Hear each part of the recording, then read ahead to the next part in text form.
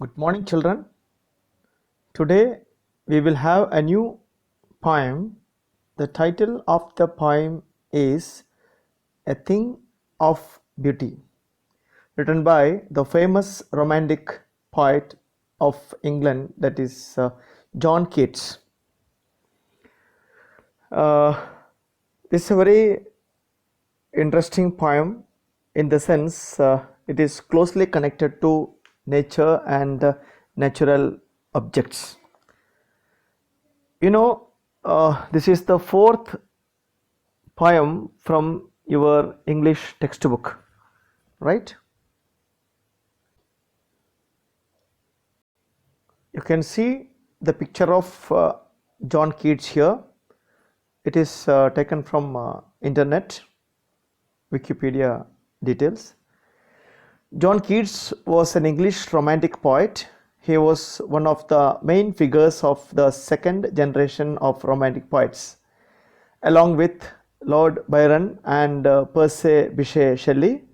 Despite his work having been in publication for only 4 years before his death from tuberculosis at the age of 25. The poor thing is that he died at the age of 25 or before his 26th year. Born on 31st October 1795, okay, Moorgate, City of London, United Kingdom. Died 23rd February 1821, Rome, Italy. Poems to Autumn, Ode to a Nightingale, Ode on a Grecian Urn, John Keats, 1819 Odes, etc.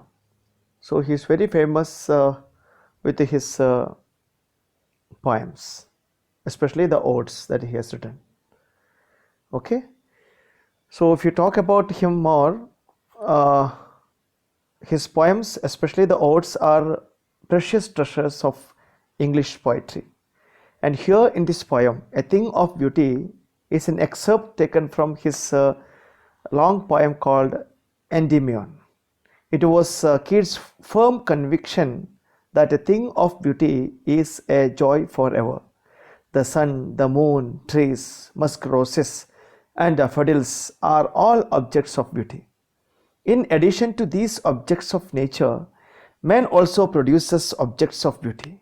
Art, poetry, stories, mythology, etc. are all source of eternal joy to us. So now let us go in detail with the poem. Yeah, children, the text, A Thing of Beauty. Here again, a brief introduction about the poet is given that you can read. Okay. I may also read for you. John Keats, 1795 and died in the year 1821, was a British romantic poet. Although trained to be a surgeon, Keats decided to devote himself wholly to poetry. Actually, by profession he was a surgeon, but much of the time he spent on poetry. Keats' secret, his power to sway and delight the readers, lies primarily in his gift for perceiving the world and living his moods and aspiration in terms of language. The following is an excerpt from his poem Endymion, a poetic romance. The poem is based on a Greek legend in which Endymion, a beautiful young shepherd and poet who lived in Mount Latmos, had a vision of Cynthia, the moon goddess. The enchanted youth resolved, determined to seek her out, and so wandered away through the forest and down under the sea. So this part of the poem that talks about the beauty of nature when this shepherd was in the middle of the forest. Okay, children, now we will go in detail with the poem. What pleasures does a beautiful thing give us? Are beautiful things worth treasuring? This is a question from the side of the poet, that now we all accept the beauty of a thing and we enjoy the beauty of a thing. Everything in this nature is a part of beauty. Okay, so actually Brahma created the world only with humans, but his wife Saraswati demanded that man as a men or women will be very disappointed without any objects, so that is what we learn from the scriptures. So Brahma created all the beautiful things. Okay, that's another thing. Now coming to Keats' poem here, he talks about the beauty of thing. So the opening line, a thing of beauty is a joy forever. Its loveliness increases. It will never pass into nothingness, but will keep a bower quite for us, and as sleep full of sweet dreams and health and quiet breathing. Therefore, on every morrow are we breathing a flowery band to bind us to the earth, in spite of despondence of the inhuman dearth of noble natures, of the gloomy days, of all the unhealthy and over darkened waves, made for our searching. Yes, in spite of all, some shape of beauty moves away the pall from our dark spirits, such the sun, the moon, trees old and young, sprouting a shady boon. Okay, this is what's the first part of the poem, right? So we'll try to explain it. So children, it is about the beauty of nature. So according to the poet, the beauty always increases. It never passes into nothingness. And it also keep a bower. A bower means a shady place. You can write down. Bower means a shady place, quite for us. Okay, this beauty will remain in your brain, and it will give good sleep full of sweet dreams and health. And the moment you get good sleep or sound sleep, your health will improve. That is not all. And quiet breathing, and your breathing will also be normalized. Okay, in the present world, because of much stress and dissatisfaction, people fail in breathing properly. Okay, so when your mind is calm, when your mind is quiet, when you enjoy the beauty of the natural thing, automatically your health improves and you will have quiet breathing. Therefore, on every morrow means every tomorrow. Okay, are we breathing? Okay, you can write down the difficult words. Breathing means you write down circling round. Breathing means circling round a flowery band. Actually, the nature has created that flowery band. You can see everywhere, beautiful thing, and you are in the middle. A flowery band to bind us to the earth, and we are all connected to earth with this beautiful thing. In spite of despondence, we have despair. What is despondence? Despair, disappointment of the inhuman dearth. Dearth means shortage. All of you write down all the word meaning. Shortage, inhuman dearth of noble nature. Actually, people do lack some noble nature nowadays.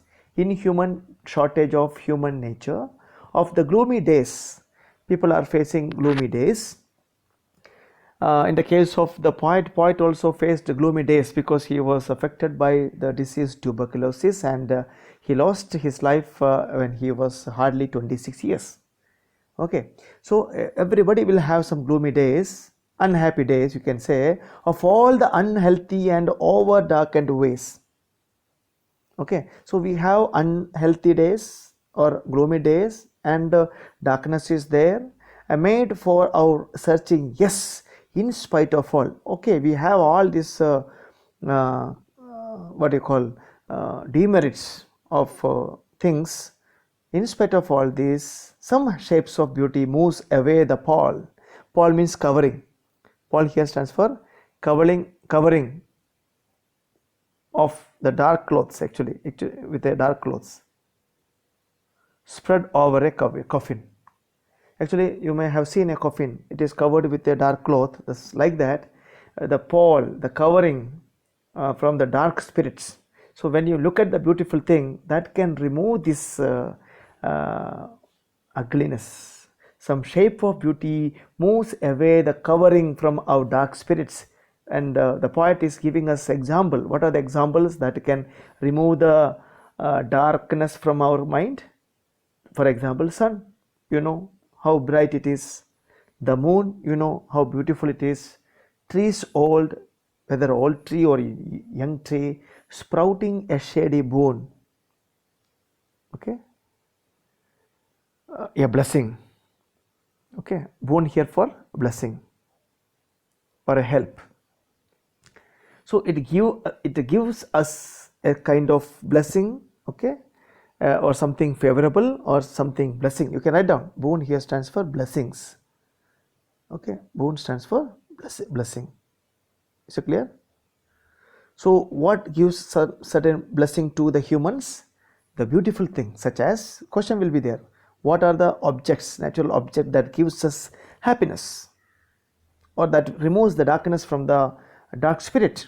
The moon, the sun, trees old, trees young, all this.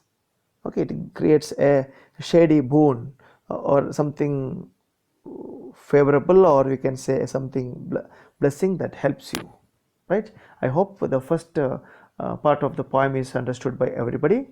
So what does the poet say? I repeat, that the joy of beauty is something great. A thing of beauty is a joy forever. Okay, and its loveliness, its beauty never fades out or it increases. Okay, for example, when you look at things, whatever things, for example, you look at a beautiful flower, when you look on or you continue looking on the item or the object, it gives more pleasure to you, it gives more uh, wonders out of it, wonders. Okay, so the same way, the poet says we are lacking certain thing. We have inhuman uh, dearth of noble nature, sometimes despair, sometimes sadness, all these dark spirits that will be removed by a beautiful thing. Okay, so shall we continue? Yeah, next stanza, not a stanza, next part. Stanza generally 4-line poems. For simple sheep and such as Daffodil, with the green world they live in, and clear rills that for themselves a cooling covert make against the hot season. The mid forest brake, rich with the sprinkling of fair musk rose blooms, and such too is the grandeur of the domes we have imagined for the mighty dirt, all lovely tales that we have heard or read, an endless fountain of immortal drink pouring unto us from the heavens brink. So children, now the poet is giving us more image, so we call it in imagery. Okay, what we call it? Imagery in terms of poetic device. So the imagery like sun, moon already over. Now sheep. What comes? Simple sheep. Sheep, all of you know. Sheep, and such as daffodils. Another beautiful thing that the poet finds is daffodil. After sheep, he finds daffodil, and with green world they live in. And the sheep are living in the forest with the green world. Everywhere greenery is there, and clear rills. Rills means meaning is given small streams, small river, not a river actually, small streams, and that leads to the river. Okay, and clear rills that for themselves a cooling covert make. So in the forest you can see greenery is there, that is also a cooling thing, and small rills that make a covert, secret. Write down, covert means here secret or hidden. A covert make against the hot season. Actually when the sun is bright, this kind of forest or this kind of small rills, that gives a hidden place for animals, for example. Okay, and the mid forest brake, what is a brake? Brake here stands for a thick mass of ferns, plant with thorns, you know. Mid forest brake, that's a bush, thick mass of ferns, rich with sprinkling of fair musk rose blooms, and the flower musk rose blooms. What is blooming? Coming into flower shape. blooms, and such too is the grandeur. What do you mean by grandeur? Write down, dear children, write down the meaning of grandeur. Great beauty or power. Not only beauty, but power. The grandeur of the king, for example. Such as, grandeur of the dooms. Dooms means, write down, destruction or a terrible fate. Doom you can write down, destructions or a terrible fate.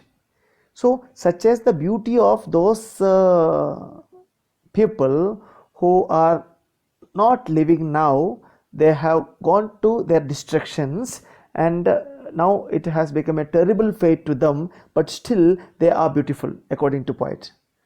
Okay, underline these two lines and you learn it very correctly. And such too is the grandeur of the domes, and we have imagined for the mighty dead.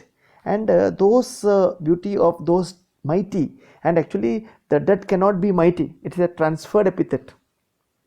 Mighty means powerful, death cannot be powerful, that is why we in poetic device we call transferred epithet. Okay, the mighty dead. Actually, what way the dead people can be strong? Because of their good deeds. Or for example, in our scriptures, there were many heroes. Okay, they were all one way or the other way good, and that way they are ever remembered. So they are mighty dead. Even for example, Mahatma Gandhi. Okay, he was not that very strong physically, but because of his good deeds, he is great. He has his grandeur, great beauty is there. So like that way, for example, any example you can take, any renowned person, now no more in life, okay, but they are still remembered by people because they have some good deeds, or they have some good record of their actions and gestures. Okay, so that way here the poet is telling those who are dead and gone, but still they are beautiful. The grandeur of the dooms we have imagined for the mighty dead, all lovely tales. What way they become beautiful? Because of their beautiful tales. Stories. Tales means stories. Because of their beautiful stories, the tales that we have heard. How we have come to know about their story? Either we hear, either we read, either read or hear. And endless fountain of immortal drink, pouring unto us from the heavens brink. And according to poet, all these beautiful things are coming from the above. Okay, a fountain of immortal drink, like immortal drink that all of you know, nectar. What is the immortal drink? Nectar. Okay, goddess, they take this nectar. The same way, it comes from the top, an endless fountain of immortal drink pouring unto us, and that beauty is poured onto us from the heaven's brink. What is brink? Edge of the heaven's brink. An endless fountain, that means it is never stopping, it is continuing, of immortal drink, nectar, is pouring onto us from the heavens. So that is what the poem is all about. I hope I could do justice with my explanation. So dear children, read it, a kind of recitation. You recite it well, and you make familiarity with the lines. So that will help you a lot. And also here are some of the important questions, like list the things of beauty mentioned in the poem, list the thing that causes suffering and pain. Which are the thing that gives sufferings and pain? Despondence, inhuman death of noble nature, of first stanza, okay, of the gloomy days, and unhealthy and over darkened ways. These are all the things that gives us suffering. And what does the line, therefore are we breathing a flowery band to bind us to earth, suggest to you?